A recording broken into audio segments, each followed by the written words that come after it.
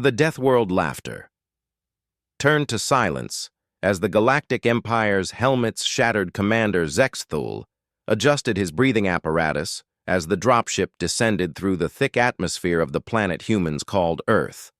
The air outside was poisoned to most galactic species, filled with corrosive oxygen that would burn their lungs within minutes. His tactical display showed radiation levels, gravity readings, and atmospheric composition data that made even seasoned warriors of the Galactic Empire nervous.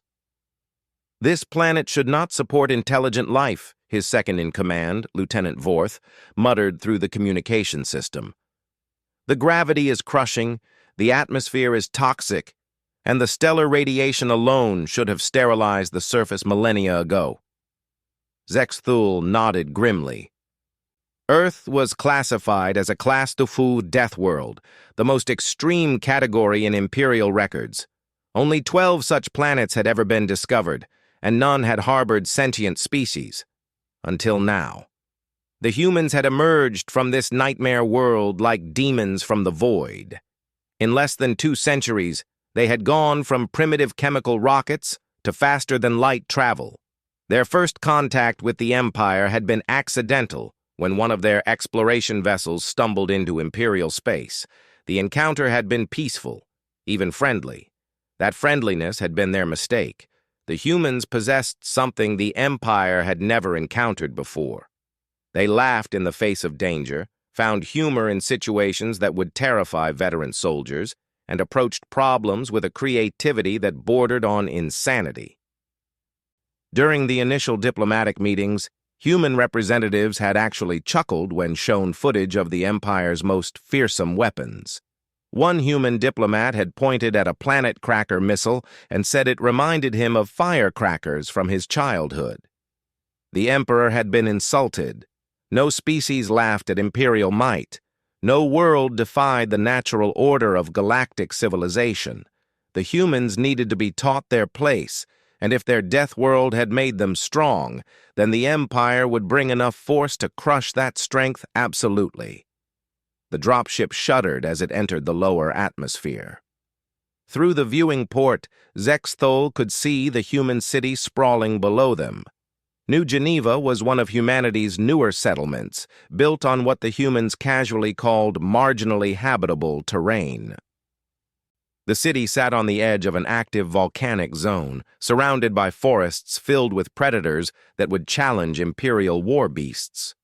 Yet millions of humans lived there, working and raising families as if death wasn't constantly stalking them. "Atmospheric entry complete," the pilot announced. "Deploying assault pods in 30 seconds. Zexthul activated his battalion's communication network. 5,000 of the Empire's elite soldiers waited in assault pods, each one a veteran of a dozen worlds. They wore the finest battle armor the Empire could produce, carried weapons capable of leveling city blocks, and had undergone genetic enhancement programs that made them faster and stronger than their base species. "Warriors of the Empire," Zexthul's voice carried to every soldier in the fleet. "Today we face an anomaly. These humans have somehow survived on a world that should have killed them before they learned to use fire. They think their harsh environment makes them special. They think their crude technology and reckless nature can match Imperial might. Today we prove them wrong." The assault pods launched with thunderous roars. Each pod contained 20 soldiers and could punch through the heaviest fortifications. The plan was simple. Overwhelming force applied with surgical precision. Hit 12 major population centers simultaneously, demonstrate Imperial superiority, and force immediate surrender. The humans would submit or die. As they descended, Zexthul reviewed the intelligence reports. Human military forces were surprisingly small for a species their size. They relied heavily on automated systems and what they called asymmetric warfare. Most concerning were the psychological profiles. Human soldiers showed abnormally low fear responses and demonstrated tactical flexibility that bordered on chaotic. They seemed to thrive in situations where other species would panic. The first wave of pods struck human defensive positions with devastating effect. Energy barriers that could stop starship weapons crumpled like paper. Defensive turrets designed to track multiple targets were overwhelmed by the sheer number of simultaneous impacts. Within minutes, Imperial forces had secured landing zones in all target cities. Zexthul's pod slammed into a human military compound with bone-jarring force. The armored shell split open, and he led his warriors out into the alien air. Even through his environmental suit, he could feel the wrongness of this world. The gravity pulled at him like invisible chains. The air itself seemed eager to corrode any exposed metal, and background radiation levels would have been lethal to most species within hours. "Resistance is minimal," Lieutenant Vorth reported as they moved through the compound. "Human defenders are falling back to secondary positions." That should have been encouraging, but something felt wrong.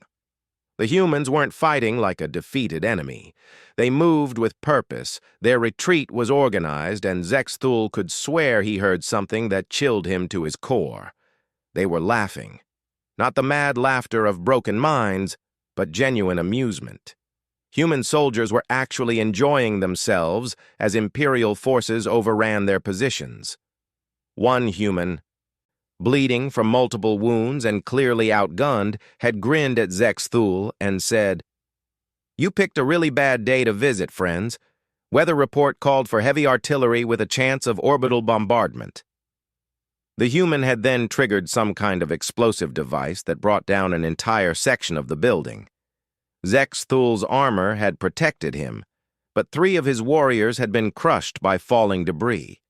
The human had sacrificed himself just to take out 3 enemy soldiers, and he had done it with a smile.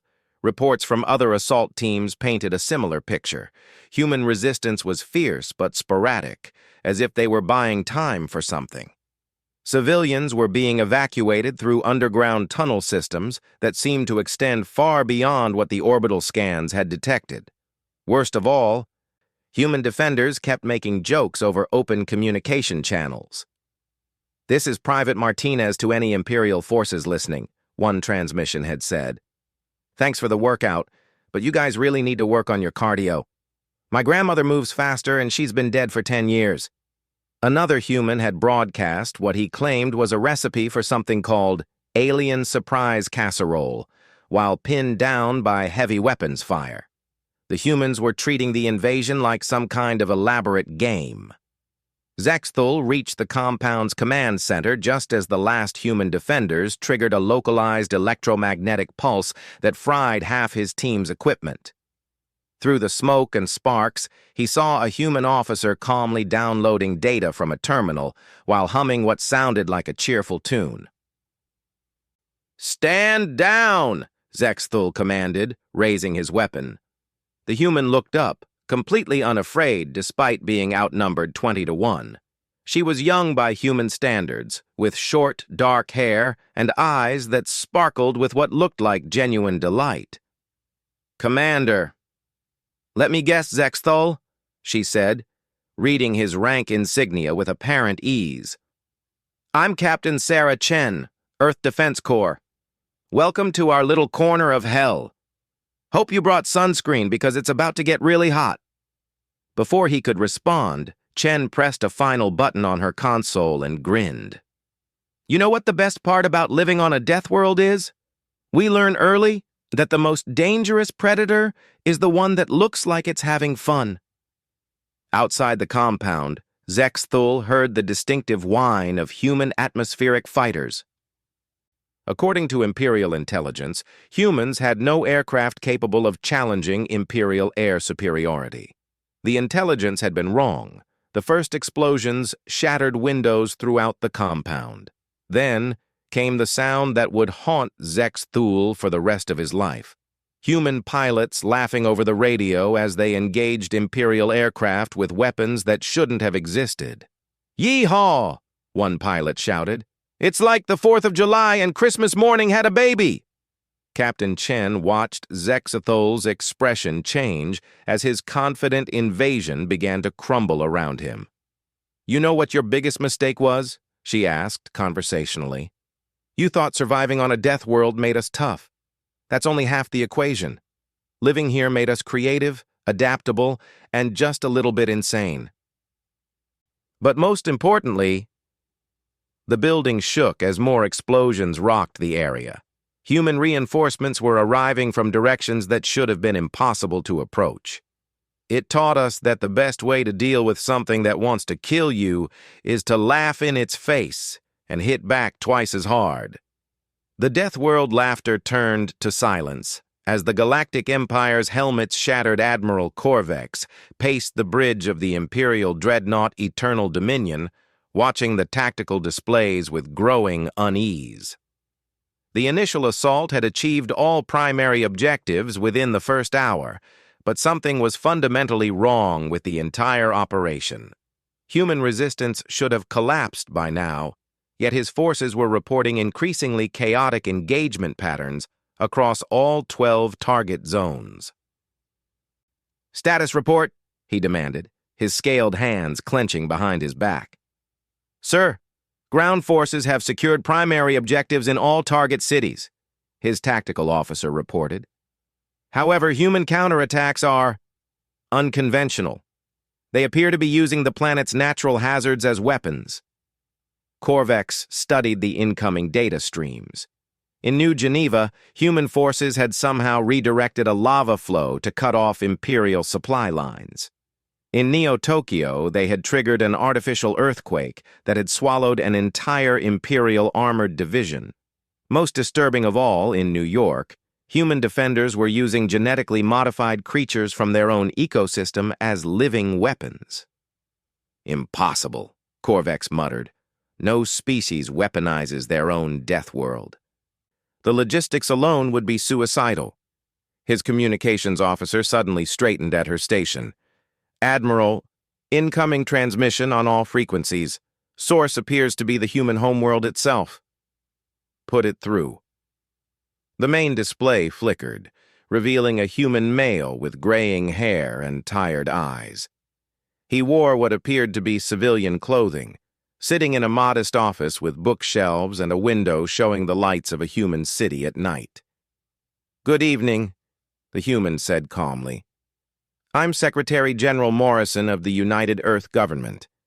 I understand you're currently visiting several of our cities without invitation.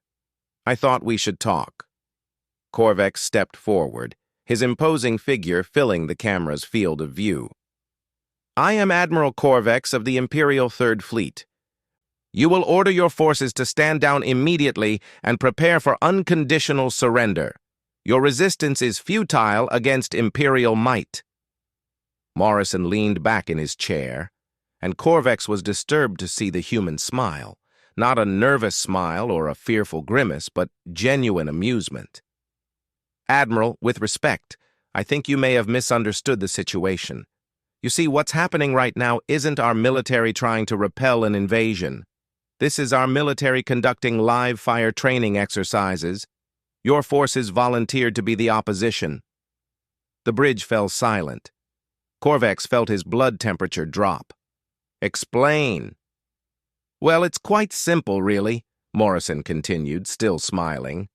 "We've been monitoring your empire for some time, your expansion patterns, military doctrine, technological capabilities. When we realized you were planning to invade us, we saw an opportunity. You see, Admiral, we have a saying here on Earth, if life gives you lemons, make lemonade. You've given us the perfect opportunity to test our planetary defense systems under real combat conditions." The tactical display suddenly came alive with new contacts. Hundreds of them, emerging from what had appeared to be empty space around Earth's moon. "Those would be our home defense fleet," Morrison explained helpfully. "We thought it would be rude to greet you with overwhelming force right away. Where's the fun in that? No, we wanted to see what you could do first." Corvex stared at the display in growing horror. The new contacts weren't showing up as ships exactly, but as something else entirely. The sensor readings defied classification. "What are those?" he demanded. Morrison chuckled. "Oh, those are our kids' toys. Teenagers, give them access to fusion reactors and asteroid mining equipment, and they'll build the most ridiculous things. That one that looks like a giant metal banana? That's actually quite dangerous. The one shaped like a rubber duck? Probably the most lethal thing in our fleet. Impossible, Corvex breathed. No civilization arms children. We don't arm them, Admiral. We educate them. There's a difference. Our young people learn physics by building spacecraft, chemistry by working with exotic matter, and biology by engineering new life forms. When you grow up on a death world, playing with dangerous things isn't reckless behavior, it's basic education. The reports from the ground were getting worse by the minute. Human defenders were using weapons that shouldn't exist, implementing tactics that violated basic military logic, and somehow turning every Imperial advantage into a liability. In Darwin, Australia, they had trained local wildlife to distinguish between human and Imperial soldiers. Giant spiders the size of ground vehicles were systematically hunting Imperial forces through the urban landscape.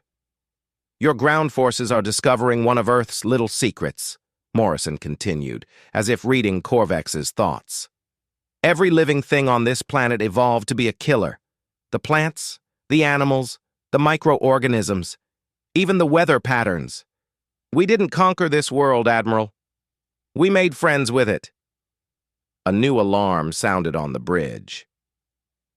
The ship's sensors were detecting massive electromagnetic disturbances throughout the solar system. What had initially appeared to be natural phenomena were revealing themselves as artificial constructs of staggering size and complexity. You see, Morrison explained, when your species learns to survive in an environment that's actively trying to kill you, you develop certain skills. Problem-solving under pressure, rapid adaptation to changing conditions, and most importantly, the ability to find creative solutions using whatever materials you have on hand. The main display split to show feeds from the ground assault. Imperial forces were encountering resistance unlike anything in their military experience. Human soldiers were using improvised weapons built from battlefield debris, coordinating attacks with local fauna, and demonstrating tactical flexibility that bordered on precognitive. In one particularly disturbing feed, a human squad had somehow convinced a pack of Earth predators called wolves to coordinate a flanking maneuver against Imperial positions. The wolves were wearing improvised armor and communication devices, working as seamlessly with their human partners as any trained military unit. "How is this possible?" Corvex asked, his voice barely above a whisper. Morrison's expression grew serious for the first time. "Admiral, you made a fundamental error in judgment. You assumed that because we're from a death world, we must be savage and primitive. In reality, the opposite is true. Surviving here requires intelligence, cooperation, and innovation on a scale your empire has never imagined. Every human child learns to solve problems that would stump your best scientists, simply because failure means death." Another wave of reports flooded the bridge. Human forces were using tactics that seemed to violate the laws of physics. They were somehow coordinating actions across continental distances with impossible precision, deploying weapons that converted matter to energy at efficiency rates beyond theoretical maximums, and demonstrating understanding of Imperial technology that shouldn't have been possible. "We're not just defending our world, Admiral," Morrison continued. "We're demonstrating why the Empire's expansion has reached its natural limit. You've conquered every world that was compatible with your biology and mindset. But death worlds produce species that think differently, that solve problems in ways your empire can't predict or counter." The space around Earth was now revealed to be filled with human constructions. What had appeared to be empty vacuum was actually occupied by structures so advanced they were nearly invisible to Imperial sensors. Orbital habitats that used gravity itself as a building material, weapons platforms that drew energy directly from stellar radiation, and defensive systems that turned space itself into a weapon. "Here's what's going to happen," Morrison said, his friendly demeanor never wavering. Your ground forces are going to discover that they're not fighting for control of our cities. They're fighting for survival against a planet that doesn't want them here. Your fleet is going to find that Earth's space is far more crowded than it appears, and not all of our neighbors are friendly, and you, Admiral, are going to have to make a choice. What choice? Corvex found himself asking, though he dreaded the answer. Whether you want to keep fighting a war you can't win, or whether you'd prefer to learn from a species that spent its entire existence turning impossible odds into advantages. You see, Admiral, we're not angry about this invasion. We're grateful. You've given us the perfect opportunity to stress test our defenses and learn about Imperial technology. The tactical display showed Imperial forces in full retreat on half the target worlds.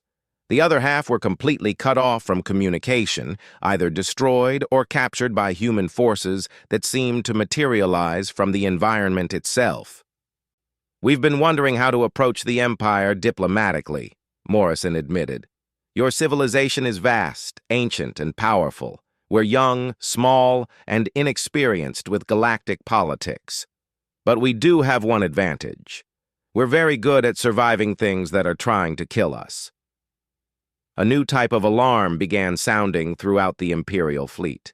The humans had somehow infiltrated their computer systems, not through conventional hacking, but by introducing organic components that were rewriting Imperial software from the inside out.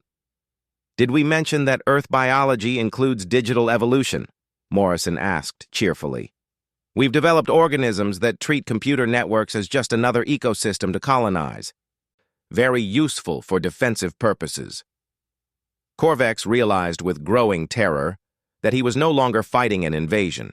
He was trapped in a demonstration, a carefully orchestrated showing of human capabilities designed to make a point. The humans hadn't just been defending themselves. They had been studying Imperial forces, learning their weaknesses, and preparing countermeasures in real time.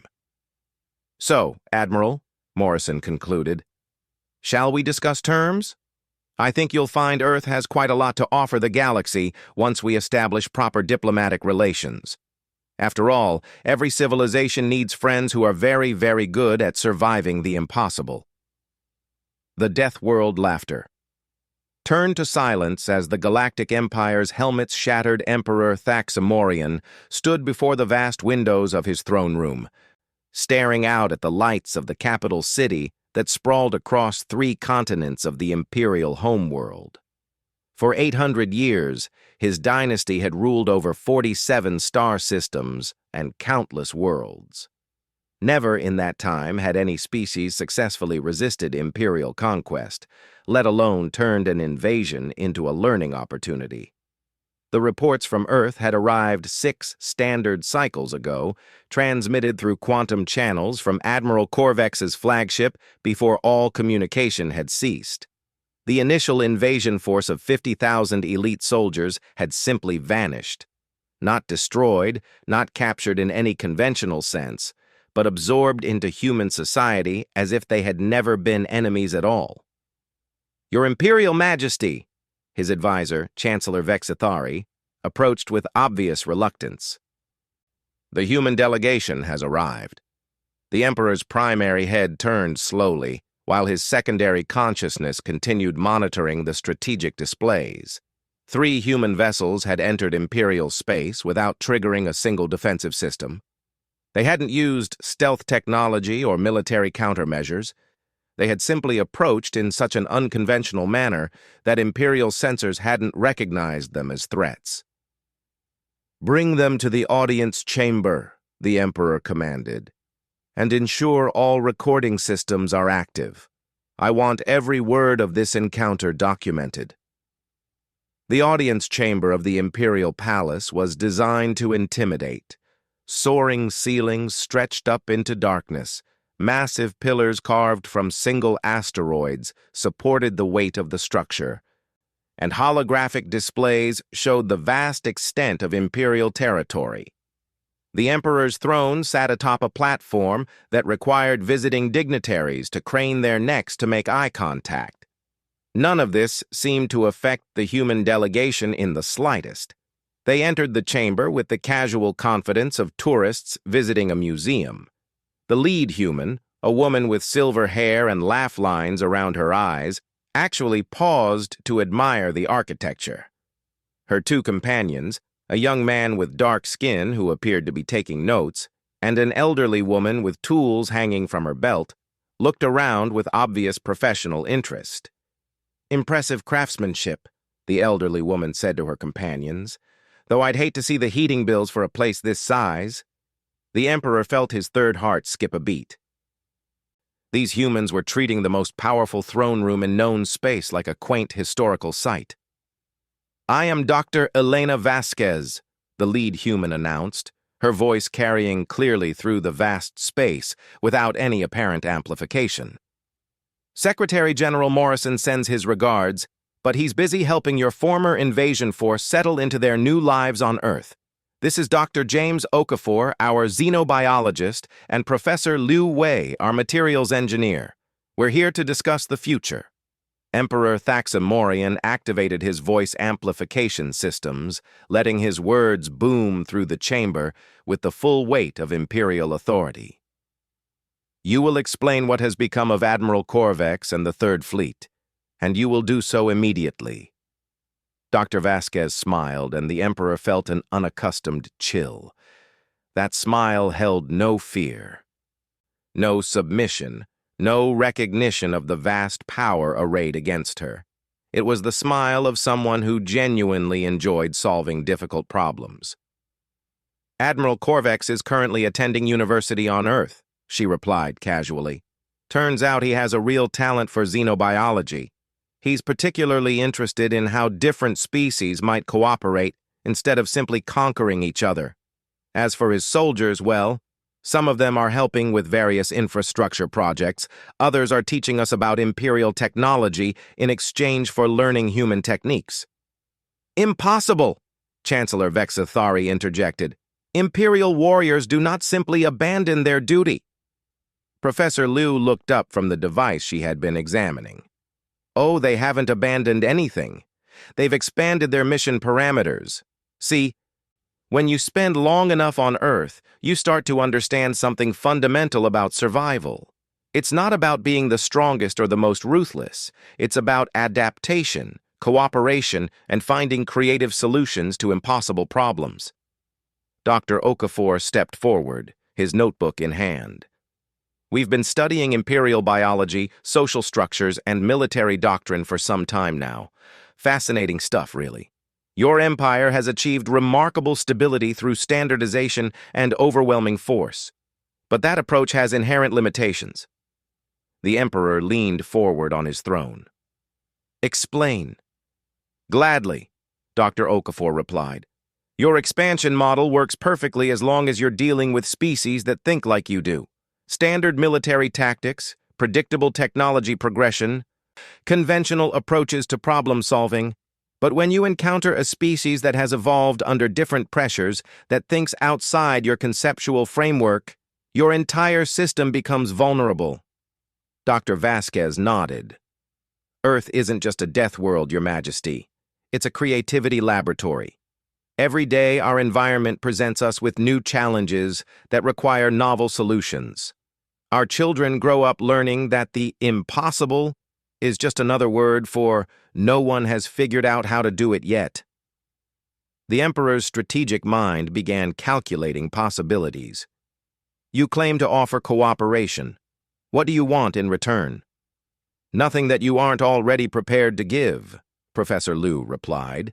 "We want to trade ideas, technologies, cultural experiences, scientific knowledge. We want to establish diplomatic relations with the species in your empire, learn from them, and share what we've discovered about surviving in hostile environments." "And if we refuse?" The three humans exchanged glances, and Dr. Vasquez shrugged. "Then you refuse.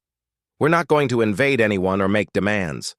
We'll continue developing our little corner of the galaxy, helping any species that wants our assistance. And eventually you'll either change your mind or become irrelevant to galactic development." The casual confidence of that statement sent shockwaves through the throne room. No one spoke to the Emperor with such dismissive certainty. "You dare threaten the Empire?" "Threat?" Dr. Okafor looked genuinely puzzled. "Your Majesty, we're offering you the chance to evolve. The universe is vast and full of challenges that require creative solutions. Your empire has reached the limits of what pure military expansion can achieve. You need new approaches, new technologies, new ways of thinking about problems." Professor Liu activated a holographic projector that she produced from her toolkit. The display showed a three-dimensional map of local galactic space, but it was unlike any strategic display the Emperor had ever seen.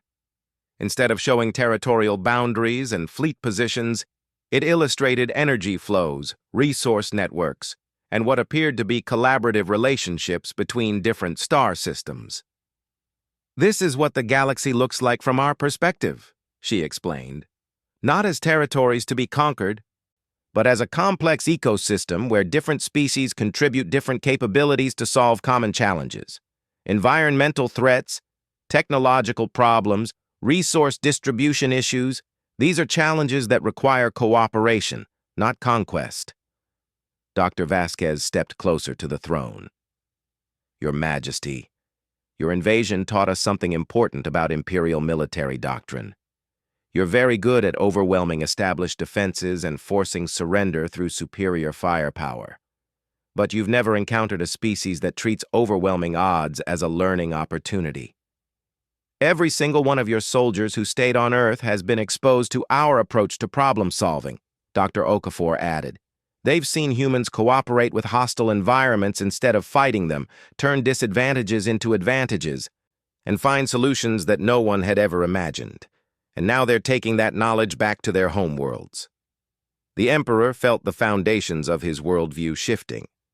"You're saying that my own soldiers will spread human ideas throughout the Empire?" "Not human ideas," Professor Liu corrected. "Deathworld ideas, ways of thinking that emerge when survival requires constant adaptation and creative problem-solving.